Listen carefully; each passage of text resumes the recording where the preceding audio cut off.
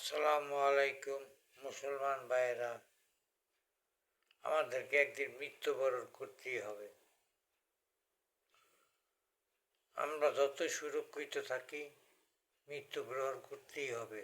যত দুর্গের ভিতরে বা কোনো কিছুর ভিতরে লুকাইয়া থাকি আমাদেরকে মৃত্যুবরণ করতে হবে। হযরত আদম আলাইহিস সালাম থেকে আজ পর্যন্ত যারা দুনিয়াতে আসছেন সবাইকে মৃত্যুর স্বাদ গ্রহণ করতে হয়েছে,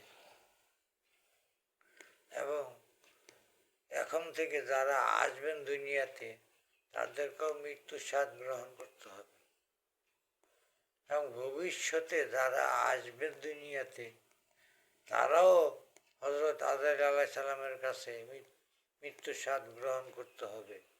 এটা থেকে কেউই রক্ষা পাবেন না, সবাইকে একদিন মরতেই হবে। কিয়ামতের আগ পর্যন্ত এটা চলতেই থাকবে। কিয়ামত শেষ আর মৃত্যুবরণের কোনো লক্ষণ নাই, কেউ করবেও না। সবাই ভিডিওটি একটু শেয়ার করে দিয়েন, সবার কাছে অনুরোধ রইল।